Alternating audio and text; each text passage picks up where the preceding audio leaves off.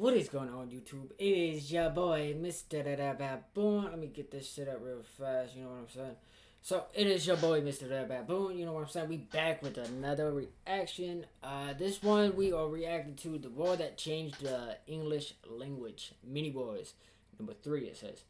And this is, once again, by Oversimplified. I'm going to put the link down for the video if you guys want to go check it out. You know what I'm saying? Make sure you guys do that. While you guys are at it, make sure you guys do share the video if you do like it. Make sure you guys subscribe, ring the bell, turn on post notifications, so that way you guys never miss a video. So, we're going to react to this. The war that changed the English language. I wonder what war that is. I don't know. I honestly don't know. But we're going to check it out. We're going to check it. You know what I'm saying? We're going to react to it. And we're going to talk about it. You know what I'm saying? And as always, it's funny. I love the way he sets up his videos and everything for entertainment. Giving out the facts, the history. You know what I'm saying? I like it. So, we're just going to go ahead and jump into this, okay? So, before, I already know this is going to be a good one. Video was made possible by Skillshare, an online learning community with over 17,000 classes in just about anything you can imagine. Keep watching until the end of the video to learn how you can get your first 2 months for free. Okay. England in the Middle Ages. The sun is shining, the birds are singing, the children are playing in the village square. What a wonderful time to be alive! Hey, you're dying of dysentery. And also we're being raided by Vikings. What an awful time to be alive. It's the year 900. Europe is a Viking's wet dream. Raids galore. Hey, you want to go raid Paris? Okay. That particular raid didn't go too well, but the King of the Franks said, "You guys are pretty tough and scary. How about we give you land in northern France, and in return, you protect us from other Vikings?" And it was agreed. The Vikings set up the Duchy of Normandy, and then they went full-on French, converting to Christianity, learning the language, and making babies with the locals. England also had its fair share of Viking problems. In the 800s, Danish Vikings had conquered most of the country, but the Anglo-Saxons eventually managed to kick them out, although they left behind a bunch of Viking settlers. Now this guy's king. He sucks. Replace him with his brother. And he was like, "Hey baby, how you doing?" and had a son, and then turned around and was like, "Hey baby, how you doing?" and had another son. And then he died and no one was sure which son to make king. This one, because he's older. Not if I have anything to do with it. That works for us too. Then he grew up and married the Duke of Normandy's daughter and had... Huh? Is that true? Did she do that? Huh? What? Had a bunch of kids. Remember this one. He's important. Then his advisors came to him and said, "Hey man, all those Viking settlers that are living here, they might band together and kill you. Well then why don't we kill them first?" And so it was. This pissed off the Danish king, who launched an invasion, and the Vikings conquered England once again. Then the Anglo-Saxons unconquered it, then the Vikings reconquered it. The king's family had to go into exile, including Edward. Remember him? He went to Normandy where he lived for 30 years. He and his brother Alfred tried to return to England to retake the throne from the Vikings, but they... The Alfred that, you know, was the grandfather, how many great, you know what I mean, though, is to the Alfred who was with Bruce Wayne. That Alfred? Let's ask the real questions. They were betrayed by the Earl of Wessex, who said, "Hey friend, I'll take you to London where all the nobles are waiting to make you king. Oh no, look out, red hot poker in the eyes. I can't see, and thus you can't be king." Edward then escaped back to Normandy after... Now, someone let me know, is that actually true, dude? Like, did they, like, just take the red hot popcorn and just go, whoop-a, whoop-a? You know what I'm saying? Like, someone let me know down below in the comments, okay? A few more Viking kings came and went, one finally died without an heir, and Edward was called back to England where he became king. And that's where our story begins. Yes. Okay. Cherries. I mean, okay, yeah, I'm down. Shit. Cherry ice cream. Okay, this is gonna be a good, you know what I'm saying? I like this. So this one's... Here's the thing about becoming a king in the Middle Ages. Often your entire country won't support you at first. You can be vulnerable to rebellions, and it's up to you to take control. Fortunately for Edward, there was already a super powerful guy who had a lot of control over England, and if Edward could get his support, then England would be his. Who is this guy? Oh, piss, it's the guy who gave my brother the red-hot poker in the eyes. After an awkward moment where Edward exiled Godwin from the country, he eventually had to give in and let him keep his earldom, possibly after Godwin gave him a bunch of gold and said he was very, very sorry. King Edward also married Godwin's daughter. Then Godwin died, and his massive fortune was passed down to his sons, who all became earls. In particular, this one became the new Earl of Wessex. Harold Godwinson was now King Edward's brother-in-law. He was a close advisor to the king, a brave warrior who had proven himself in battle against the Welsh, and in many ways he was almost like a co-king. Uh-oh, Edward got old and he's on his deathbed. Possibly for religious reasons, or maybe because he wasn't happy about having to marry her, he didn't boink his wife, and as a result has no kids, meaning there's no obvious heir to the throne, meaning I'm gonna be king. He does have a grandnephew, it could be him. No, let's go with me. Just one problem. I mentioned that Edward's mother was a Norman. Edward grew up in Normandy, and he had a lot of Norman friends. The current Duke of Normandy was William the Bastard. Why was he called the Bastard? Yeah. One day his father was sneaking out of his castle when his advisors said, "Where are you going?" To the tanner's shop? Why? To get a tan.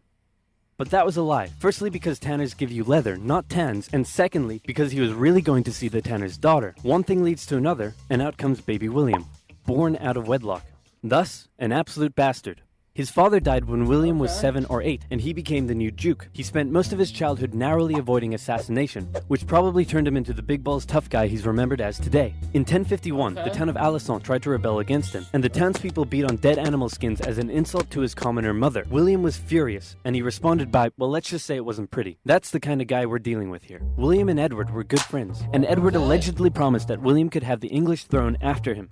A decade later, Harold Godwinson even visited William and pledged an oath to him over holy relics, promising that William could be the next king of England, although it's possible Harold only did it because William was holding his family hostage. So when William heard that the king was on his deathbed, he said, "Hooray, I'm gonna be king." So now you have two extremely powerful men who both think they're about to become the next king. Yeah. But wait. This guy is the King of Norway. He spent most of his life as a warrior for hire, fighting for whoever would give him the most gold. You name a place, he probably fought a war there. Poland? Yep. Estonia? Yep. Against pirates in the Mediterranean? Yep. The Holy Lands? Sicily? And Bulgaria? Yep. He got crazy rich off the back of it and was swimming in gold. Then he returned home and became king. One of the previous Norwegian kings had made an agreement with one of England's Viking kings, saying that when that Viking king died, the King of Norway would get the English throne. Hardrada felt that because of this agreement, he was now entitled to the English throne. He was also eager to go on one last big conquest that would turn him into a legend. So when he got word that Edward was on his deathbed, he thought, I'm going to invade England, and then I'm going to be king. So now we have three extremely powerful men who all think they're about to become the next king of England, and that means somebody's probably about to get hurt. Back in England, Harold Godwinson is watching over the dying King Edward. Suddenly, he comes out with a shocking announcement. Hey, everyone, gather in. That's it. Come closer. Don't be shy. Okay, so I've got bad news. The king is dead. I know, very sad. But good news. He said that I should be the next king. So, hooray for me. And, oh yeah, he said that if he once told anyone else they could be king, that he doesn't like them anymore, and they should just stay in Normandy. And also he said that no one should ask any further questions. Okay, good talk. Go do whatever it is you do. Usually it took months of preparation to crown a new king, but Harold rushed it, and he had himself crowned the same day King Edward was buried. In Normandy, William's advisors came to him and said, "Hey Big Willie, bad news, Harold Godwinson has taken the English throne." And William was furious, so he sent an envoy to Harold who said, "William says you stole the throne and demands you immediately return it to him." Let me think about that. And he said no. No. He said no. That bastard. Wait, I thought you were the bastard. Dude. Uncool.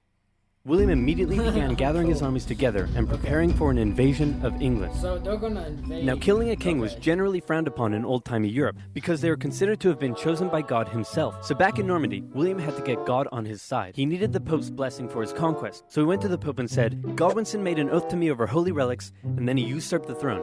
Can I kill him?" Sure, why not? So the Pope gave William his blessing, meaning William now had God on his side. Everything was ready to go. Just one problem. The wind. It was blowing the wrong way, and William had to wait with his army in Normandy, while Godwinson waited with his army in the south of England. They waited, and waited, For how long? and waited, and then William said screw it and sailed for England and got shipwrecked because the wind was blowing the wrong way. So then he decided to keep on waiting. They waited for 2 months and the wind never changed. 2 months? Eventually Godwinson got bored and also ran out of food for his soldiers. So he sent them all home and he returned to London. The south coast was undefended and all William could do was keep waiting. While the northerly wind kept William in Normandy, Wow. it was carrying Hardrada That's and his crazy, Viking though. army to England. Hardrada landed near the old Viking city of York and defeated a regional army led by the Northern Earls, and York surrendered. When Godwinson heard about this, he must have been pretty upset. He had just disbanded his army, and now he had to gather them all together again and march all the way north. Wait, He made come the back. exhausting journey in just 4 days, which is crazy quick, and he caught the Vikings is off quick. guard and unprepared for battle. The two armies stood on either side of the river Derwent. Legend says that a berserker Viking single-handedly held the only bridge crossing the river, dodging arrows and fending off attackers, until some English soldiers got under the bridge in a barrel and gave him the old spear in the jewels. This gave the Vikings enough time What? to form a shield wall, but because they'd been caught off guard, Ow. many weren't wearing their chainmail and armor, and the English eventually defeated them, killing Hardrada, and with him, bringing the Viking era in England to an end. Meet 3 people who took control of their money with a Chase Secure banking account. No minimum Damn. deposit to open. Simple tools. Control at Okay, hand. come on, Ed. I need you to One hurry bank up, for Ed. today Come on. and I ain't gonna, tomorrow. nope, no, Chase, no, no, make no, more of no, what's no, yours. no. Yeah, come on, bro. These ads are crazy. I can skip this one.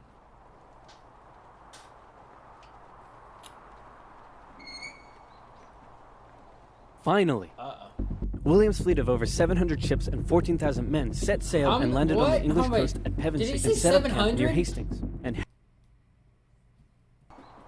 No, wait, hold up. finally, William's fleet of over 700 ships and 14,000 Over men 700. set sail and landed on the English coast at Pevensey and set up camp near Hastings. And Harold was still Over all the way in 700? York. His exhausted army had to march all the way south just days after their battle with the Vikings. That is Harold true. made it to London and considered just staying there and waiting for William to come to him. But William forced Harold's hand by burning down a bunch of villages. Harold's army set out and met William's on the 14th of October, 1066, and both sides prepared themselves for the Battle of Hastings. The English were on a hill, so they decided to stay there because it was a good defensive position. The Normans approached, and the two sides probably spent a while yelling at each other. William and the Normans had a few tactical advantages over the English. The first were the archers. The Normans sent volley after volley of arrows at the English, who formed a shield wall in defense. Then William sent his infantry up the hill. The English threw anything they had at them, and the Normans couldn't break through the shield wall. Then the Normans' next tactical advantage came into play. William sent his cavalry up the hill, but even they struggled to break through the shield wall defenses. Wave after wave of infantry and cavalry came, and Harold knew all he had to do was let the Normans exhaust themselves and he would win. But then something a bit strange happened. It's possible the Normans incorrectly believed William had been killed. Maybe they lost their will to fight against the shield wall, or maybe it was an intentional deception tactic. But suddenly, the Norman forces turned and ran away from the English. Believing they had won, the English broke their shield wall and chased down the retreating Normans, who then turned around, encircled the English troops, and cut them down. In the chaotic fighting that followed, Harold Godwinson was killed, the most popular theory being that he took an arrow in the eye. The English were defeated, and William had won. He was no more Took just an a arrow in bastard. the eye? Now, he was a conqueror. At first, the English nobles were reluctant to make him king, but William burned down a few more villages, and the nobles eventually gave in and offered him the crown. As he was coronated, the local villagers in Westminster let out a cheer of support, but William thought it was a riot, so he burned down the village. William then had to go on a long and costly campaign of quelling rebellions and burning down villages all over England to force the people into submission. And England went through a massive transformation under its that's new fucked Norman up. rule. English nobles were replaced with Normans. They built castles and grand cathedrals, but one of the most interesting changes occurred within the English language. The Normans brought their dialect of French to England, and it merged with Old English in ways we still live with today. First of all, the Normans were obviously the ones in power, so words related to power like government, judge, castle, and crown come from the Normans. Words that are considered posher or more refined are usually the Norman ones. At first, the Anglo-Saxons probably weren't that friendly to the Normans, while the Normans likely weren't that amiable towards the Anglo-Saxons. An Anglo-Saxon might come into a room, but a Norman would enter into a chamber. An Anglo-Saxon might buy themselves a shirt, while a Norman would purchase a blouse. And while that filthy peasant's new shirt may be fair, the Norman blouse is absolutely beautiful. The Normans actually considered some Anglo-Saxon words so crude that I can't even say them on YouTube. But there's more. Ask an Anglo-Saxon what job he does, and he might respond with some low-level trade, such as a baker, a miller, or a shoemaker. But a Norman has a skilled trade, like a painter, a tailor, or a merchant. The Anglo-Saxon farmers working in the fields owned many cows, pigs, and sheep, but once they were served up in a Norman banquet, they became beef, pork, and mutton. And written English changed too. Since many Anglo-Saxons couldn't write, the written language was romanticized. Your annoying friend that says Cool Whip might just be speaking an Old English dialect, as the Anglo-Saxons originally wrote it when, where, and what, but the Normans swapped the W and H around, and the long English A vowel sounded more like an O to the Normans, so you can thank them that you live in a home, not a ham. Hey, fun fact about no, William. actually, I The have a man friend who couldn't calls read or that write. stuff something Not in else, French, like, not in English, not in anything. Well, the what name if I that told it you there is was a in, place where the you could UK? learn French, I English, don't- even Japanese if you wanted? can't And think not of it. just that. Pick up a musical instrument, learn to code games and can't apps, figure out animation, what- photography and you know, film, anything you could dream it's of. a funny All story. taught by genuine experts, and you can get your first 2 months for free. like, a I'm really talking short about story. Skillshare. Okay. With yeah, over Skillshare. 17,000 Okay, classes yeah. in the arts, business, technology, Yeah. and more. I get a lot of comments asking how I create these videos, and the answer is a mixture of After Effects, Photoshop, and Illustrator. You can find classes for all skill levels on Skillshare. Pair those new design and animation skills with some coding, and you're on your way to making your first indie game or app. You can get unlimited access to all of this for a very affordable $10 a month. But if you want to try it out first, you can get 2 months for free by using this link, Plus which can also be found in the I description think this below. is like So 4 check years it old out, too, so improve yeah, your skills, 4 years and learn old. something new today with Skillshare. I mean, honestly, it was a good video. I liked it. You know what I'm saying? A little crazy. You know what I'm saying? I don't know if people like if that lady actually did that to, you know, or like that dude got his eyes poked out. And I mean, I'm pretty sure that one dude getting hit the what's it called, an arrow in the eye. I think that probably definitely did happen. The other two, I don't know. You feel me? Let me know what you guys think in the comments. Let me know if that actually happened for those two people I asked about earlier in the video.